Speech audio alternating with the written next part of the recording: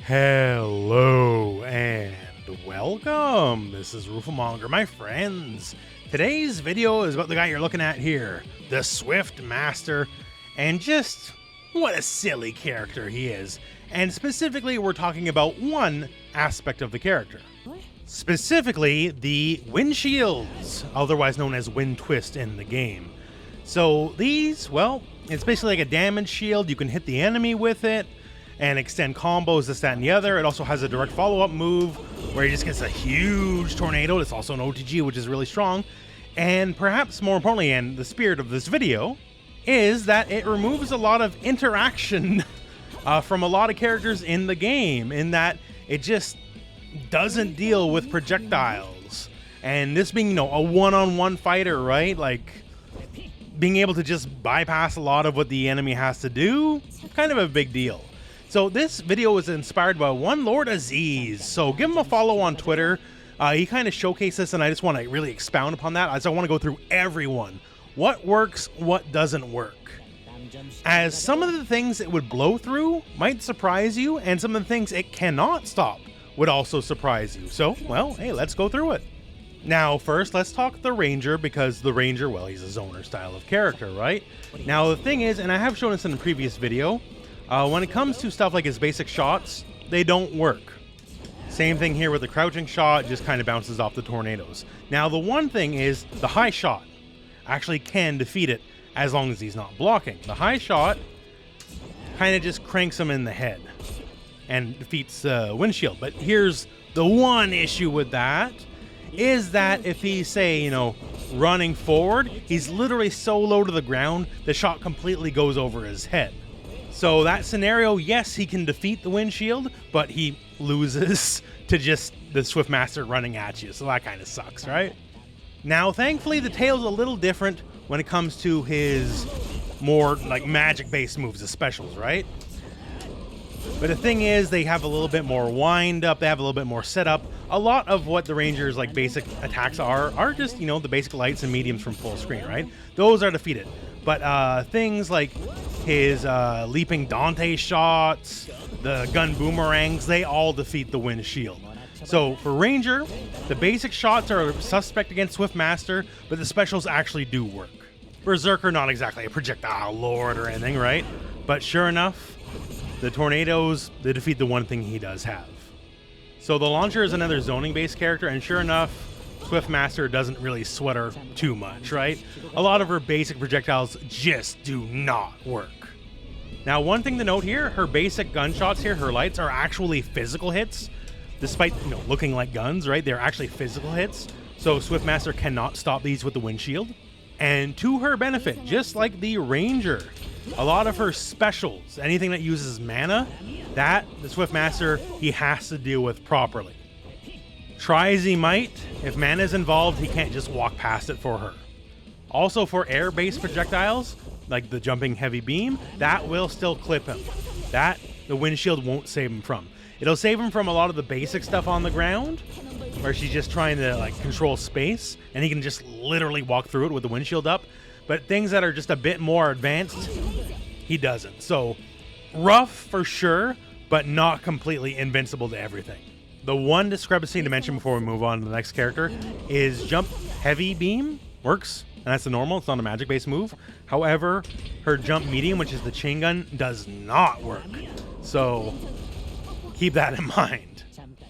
As a note for the Inquisitor, her move is sort of a projectile, but since it's properly on the ground, it doesn't really interact, so he cannot walk past it. Now, the Crusader, people complain the wall, right? It tracks, it's instant, even if you're, above them, you're, anywhere, it gets you wherever, right? And for the Swift Master, nah. Now, it will eat up some of the little whirlwinds that make up the shield, yes. But for the most part, he can just kind of no-sell it. He does not have to worry about the wall at all while the wind shield is up. And of course, his basic projectile is a no-go as well. His jumping projectile, though, will smoke him out of it. I don't know how it interacts differently, but it definitely does and absolutely will crush the windshield. But the wall is the big scary threat with the Crusader, for sure. Everyone knows it, right? And Swift Master, As long as windshield's up, is literally immune to it. Now, the enchantress, kind of like a lot of the other characters, kind of a no deal on all of the basic fireballs. Her thorns fireball, for the most part, can't interact, although there are some situations which I don't have recorded because it didn't happen, but there is a situation at the very least where like it can hit, as you can see right there. There we got it, right? It's really dependent on the hitbox. Seems to be like, can it sneak under the windshield? Because if it can, it hits the wind and then, well, I guess blown up, right? But if it manages to sneak under the windshield, it can hit him. So that's a weird hitbox situation where it's literally random chance if he gets hit or not. Her big whip, as far as I can tell, just don't care. Maybe because it's somewhat physical based, like it's originating from her, but yeah, that you're going to get blown up. Kunoichi, for the most part, her basic tosses just don't work. However, specifically the aerial kunai toss, if you can hit him directly in the head, then it will work. You hit the shields, but if he's in a position where it can hit kind of directly on top of him, it will smack him. So that's very spacing dependent. As for some of the other stuff here, like Flame Breath, no dice, you will get hit. Flame Nado, no dice, you will get hit. How about that big old frog? Well, the frog actually gets stopped, which is kind of ridiculous. So you do got to respect some things, like you're not stopping the big tornado, but you're at the very least frog-proof when you have the wind up. So make sense of that however you will, because I got nothing for you. Now, for Troubleshooter, this hurts a little bit. His standing medium and his basic grenade tosses don't work.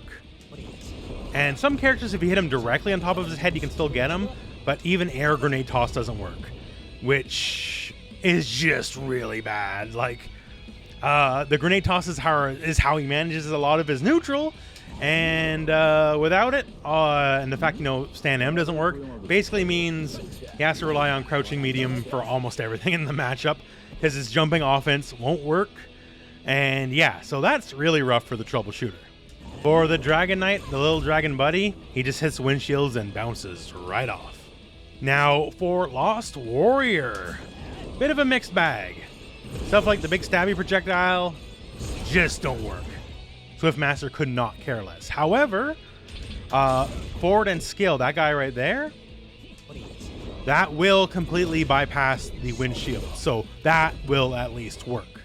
And while not necessarily a projectile, the old weird cross-up he has, well, he'll just run into the windshields if he tries to do it. The Akuma fireballs, no dice, although like several other projectiles, if you can hit him directly on top of his head first, then it will beat it. And that's just a little bit of a look. I just think this is a very interesting move. It can remove a lot of options from a lot of the other characters. At this point in the game's life, I feel pretty confident in saying Swiftmaster is just the best character in the game. And this is just one of the many reasons why. Some characters I don't care about it too much. Some characters don't even really have projectiles, right? So who cares about that? But the fact that he can just do it against certain matchups, you either can ignore a lot of their game plan, or you have to change it because now this move doesn't work, and now I have to rely on a different move that maybe I don't want to use instead. So either way, just having a move like that on top of it, once again, being like, a proper thing that'll hit the enemy on block, on unhit, like extend your combos, all that kind of stuff. And the fact that it gives you, new move set to work with, very powerful OTG, all that kind of stuff. So that all said, if you didn't know before, well, now you do know. And that's the end of the video. So thank you very much for watching. Hope this video has found you well, and go out and play some DnF Duel.